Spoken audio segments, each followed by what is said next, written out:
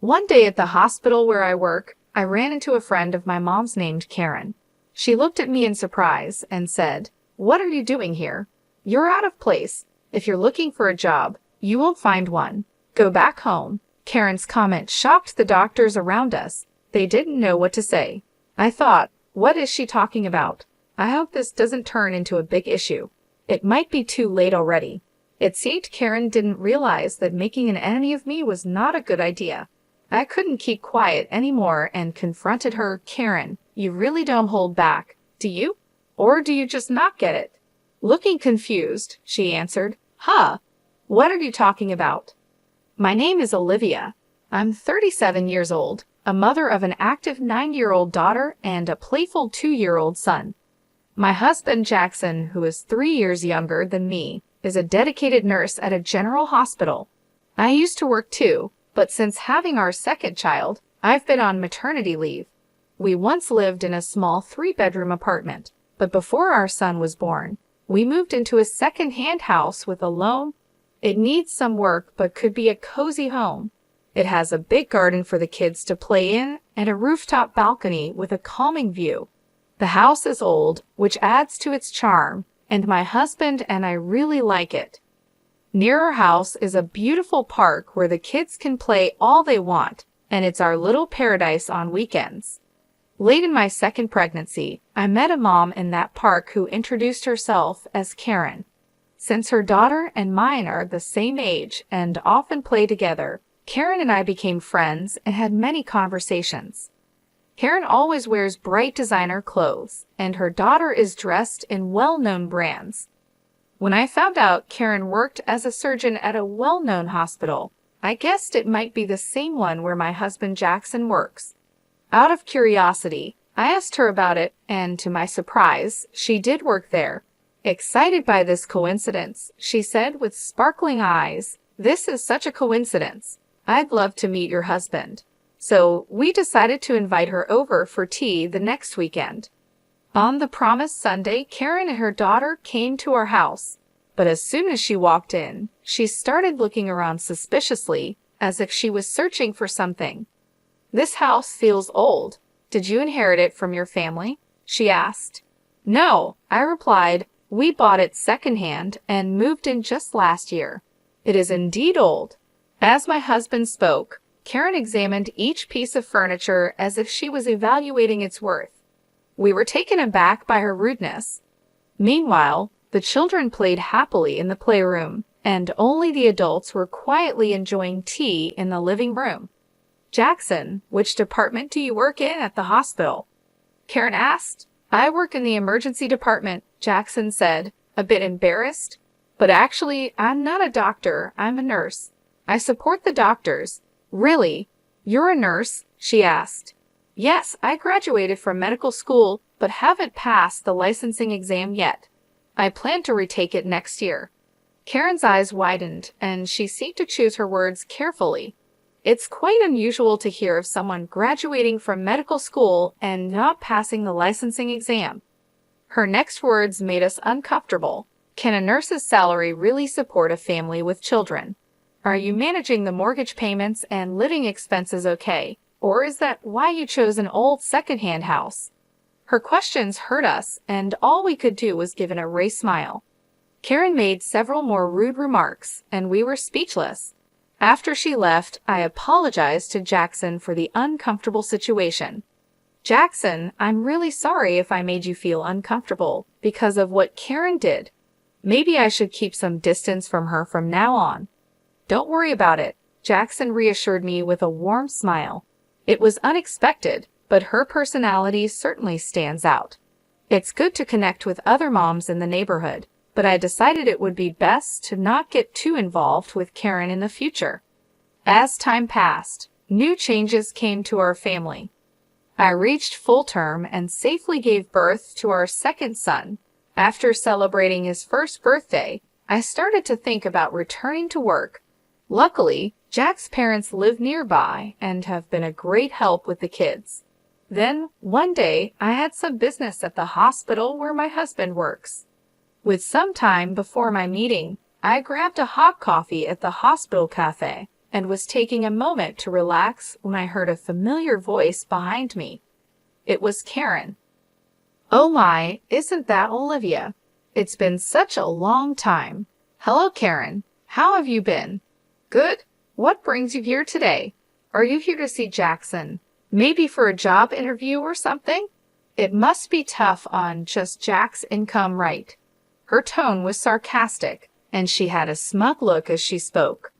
Wanting to avoid a troublesome conversation, I responded lightly, well, something like that. However, Karen continued to pry, looking me over. This hospital has various stores, right? So where are you working part-time? At the convenience store or maybe the restaurant? After a brief silence, I curtly replied, sorry, it's about time for my appointment. I quickly left the cafe and moved swiftly through the hospital. I took the elevator to the top floor. My destination was the director's office, where I had an important job consultation. After about an hour of discussion, I headed to the large auditorium of the university for my next appointment. There was an important announcement scheduled that afternoon with all the hospital staff gathered. On the way to the auditorium by chance, I ran into Jackson. Jackson, that's great. After the director's talk, let's go for lunch together, I suggested. Sounds good. It's a bit of a walk, but how about pasta? He offered with a smile. The pasta place behind the hospital sounds good.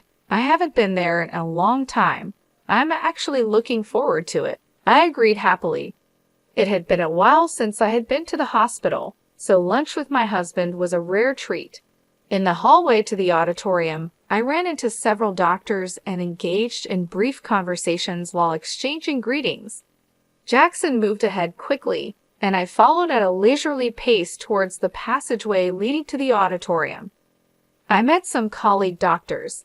Olivia, it's really been a while, and I heard you had a child. Congratulations, they said warmly. Another doctor joined in. Olivia, you were such a big help here. We've been in quite a stir since you left, he said with a laugh, hinting at their struggles. Then another asked with interest, is your turn imminent? The reunion was comforting, filled with nostalgia and relief to see my colleagues well. But the atmosphere quickly changed when Karen appeared.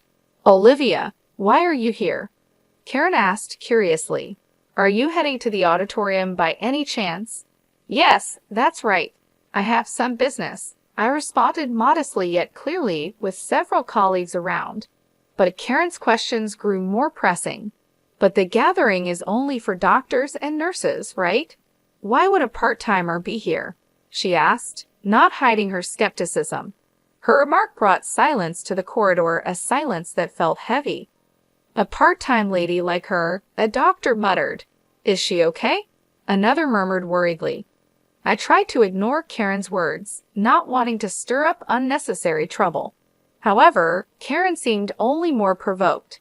Why are you ignoring me? It's like you don't think at all. You, Karen exclaimed with a sneer. Lost your way? The auditorium isn't this way. If you're looking for part-time work, go the other direction.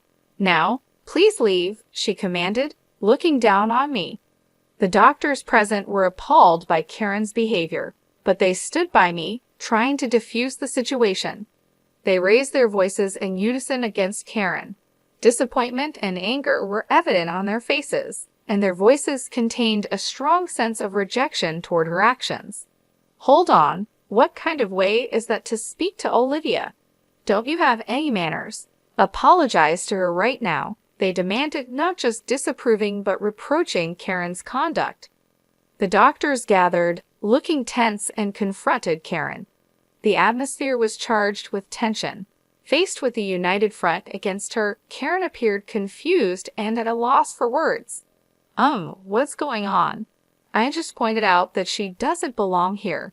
The meeting is only for relevant personnel, and she doesn't fit the bill, right? She tried to justify her stance. But my patience had reached its limit. With a composed tone, but with content sharp as a blade, I addressed Karen. Karen, you really are brave, aren't you? Or is it that you simply can't read the room? I critiqued calmly. Unable to find a rebuttal, she stared back at me, perplexed. "How? What did you just say?" I calmly made my point clear. "You'll understand soon enough the consequences your actions and careless remarks could bring." The doctors around us showed no sympathy for Karen. "Look, your future here is now utterly uncertain," they told her sharply. "You might want to start looking for another job while you still can."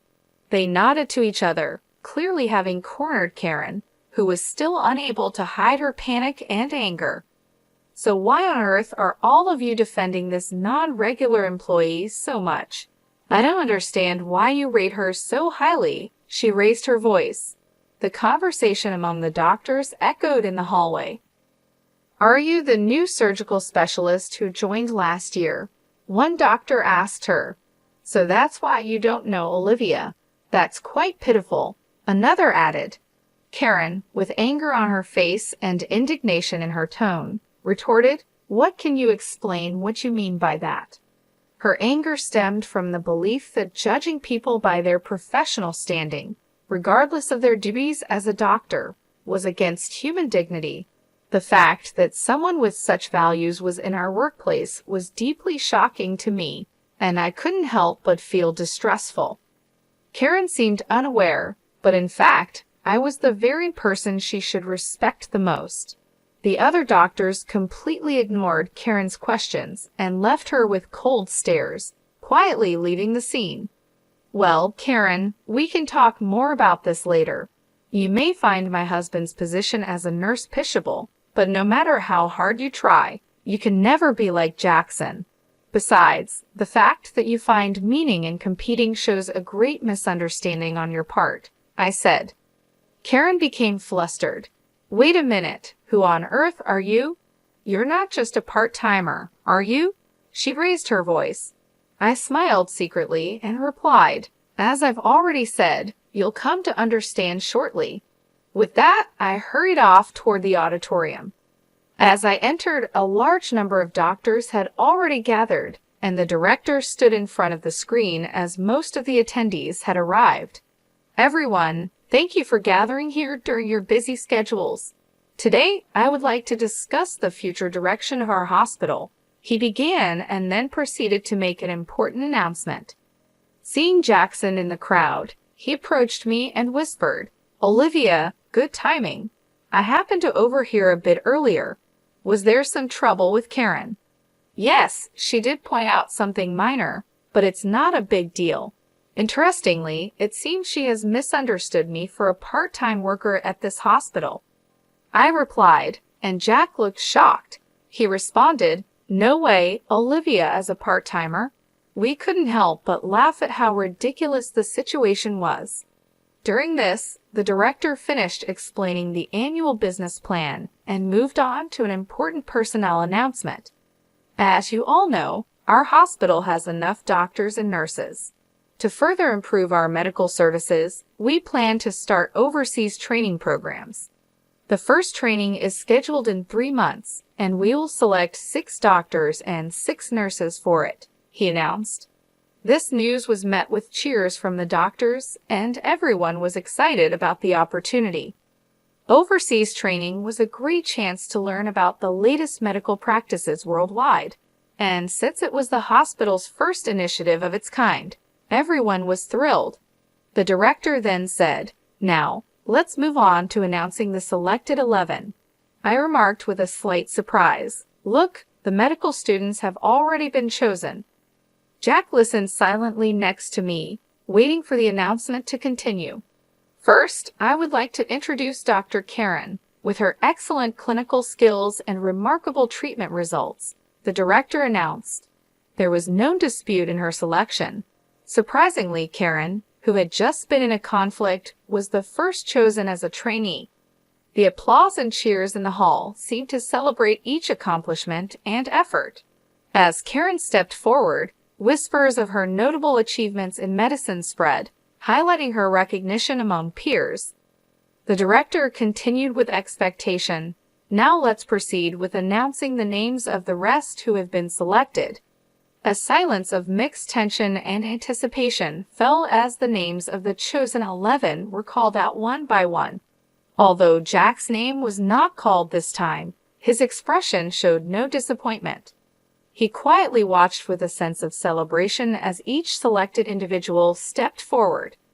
Addressing the 11 lined up on stage, the director asked, "Are all of you ready in spirit for the training? Please share a word about your enthusiasm and determination." He encouraged them gently. Each gave a brief but resolute speech, reaffirming their strong intentions. After everyone had spoken, it was finally Karen's turn. She spoke with proper decorum yet confidently. "I am truly grateful for this training opportunity. I aim to help our hospital progress further with the advanced medical techniques I will learn abroad," she said with a polished greeting. Then she turned slowly towards where we were seated and continued in her assertive tone. "However, this hospital has inexperienced nurses who continue to fail the national exam and bold individuals who try to attend medical conferences despite not being regular staff. I intend to improve and transform all these aspects." Karen's bold statement changed the mood in the room, and the looks directed at her turned cold.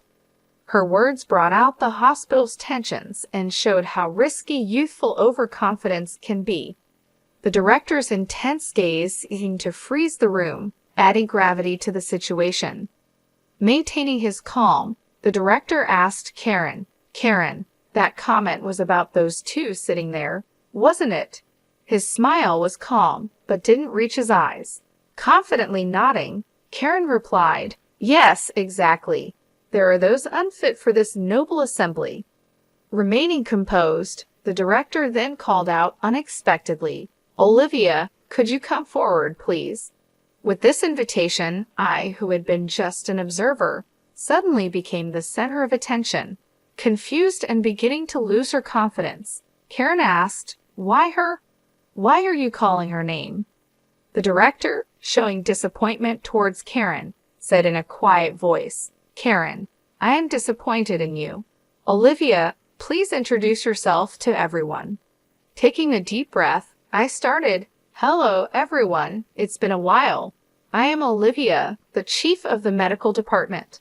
I apologize for any inconvenience my maternity leave may have caused, but I will be resuming my duties next month. I look forward to working with you all again." Karen's voice couldn't hide her surprise. "Wait, she's the chief of the medical department." Her eyes searched the room for confirmation. Indeed, as the head of the medical team, I was about to return to my role. I had taken a 3-year parental leave to give birth to and raise my first son. The director, confirming the truth, added quietly, "By the way, Olivia is my daughter." His words rang clear in the room, clearly defining the situation. Karen's expression shifted from confusion to shock. Her mouth opens as if she wanted to object, but no words came out. The room, filled with hospital staff, couldn't hold back, and suppressed laughter spilled out at the unexpected turn of events.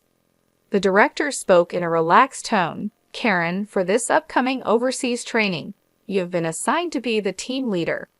Your deployment will be in a conflict zone in the Middle East. There is a shortage of both medication and medical equipment, and it's going to be very challenging. It will be interesting to see how well your skills hold up there. But don't worry, Olivia will be there to support you. Try to learn as much as you can under her guidance." Proud, Karen responded with dignity, "I am a doctor too. Although I have no experience working abroad, my clinical skills and treatment records are first class. I will not allow myself to be underestimated." I replied to Karen with a calm but firm voice, "Let me make one thing clear, Karen. In the near future, I am going to take over the directorship of this hospital from my father. Do you understand the weight of this fact?" Karen's expression stiffened. Seeing this, I continued, "Yes, it seems you understand well.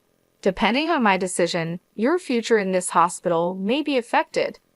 Karen could no longer hide her agitation. "I haven't heard such a thing," she muttered. Jackson intervened calmly, adding quietly, "Karen, we had not informed you about that matter beforehand. Your disrespectful attitude towards Olivia may well be something you deeply regret in the future." Towards the end of the meeting, the director stated firmly, "Please, everyone, a bit of silence. Karen in the discussions here, in the end, results are everything. No matter how excellent you may be, that is just one aspect. What's important is the results you can achieve in this hospital, and on that front, I have great expectations of you." Karen fell silent at the director's words, bowed her head, and nodded without saying anything. The director concluded, "Today's meeting is adjourned." As his words ended, everyone in the auditorium stood up and returned to their respective places. Stepping out of the director's office leisurely, I casually said, "Shall we go for lunch? I've got a craving for pasta today." Side by side with Jackson, we left the meeting behind us. I started walking towards our favorite pasta place behind the hospital, leaving the building behind. As we were about to pass the small smoking area set up behind the hospital, I spotted Karen. She was deep in thought, taking a drag of her cigarette. When our eyes met, Karen awkwardly looked away. Just then, a loud crash caught our attention. A car had rear-ended another in an accident. Jack and I sprang into action immediately. The area was nearly deserted, so it was crucial for us to move quickly to help. "Are you okay?" Jack called out with concern and quickly checked on the people involved in the accident. One was the driver in the car that was hit, and another was a pedestrian who happened to be walking by. Karen also rushed to the accident scene, but seemed overwhelmed by the chaos. Acting on my medical instincts, I began to give directions. "Jackson, quickly get that man into a safe position and check his pulse," I instructed. Jack moved without wasting any time, following my instructions promptly. As an emergency nurse, Jack had received special training, including attending surgeries I conducted. I had trained him rigorously, which helped him develop exceptional practical skills compared to other nurses. I then directed Karen with calm and clarity. "Karen, check if that elderly person is bleeding and assess their level of consciousness." However, Karen seemed paralyzed by the seriousness of the situation, standing still without moving. My voice grew firmer as I insisted, "Karen, do you understand what I'm saying? Please respond quickly." Her voice was tense. Karen was clearly overwhelmed, and with an unstable voice, she replied, "Ah, yes, what should I do?" Her panic was evident and seemed to add to the confusion at the scene. I rebuked Karen firmly yet patiently. "Don't you know what to do in an emergency? I doubt you're even a surgeon." Karen responded with what could be perceived as anger. "That's not true. There's nothing I can't do." But her actions, though active, clearly lacked effective measures, and she was just bustling about the scene.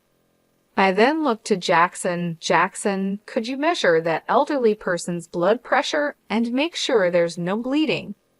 I gave the orders calmly. Jackson promptly replied, "Understood," and began to manage the situation. The accident scene started to regain some order with our swift response. Jack spoke to Karen with unusual sternness. "Karen, come over here and help." Karen reacted to Jack's command. "What do you mean? A nurse asking for such a thing?" she complained. But Jack cut her off. "This is no place for someone who can't do anything. If you're not going to help in this critical moment where lives are at stake, please step back," he said decisively. Karen was at a loss for words and stepped back from the scene silently. Jackson assessed the situation and reported to me, "The vitals are stable, but there might be internal damage.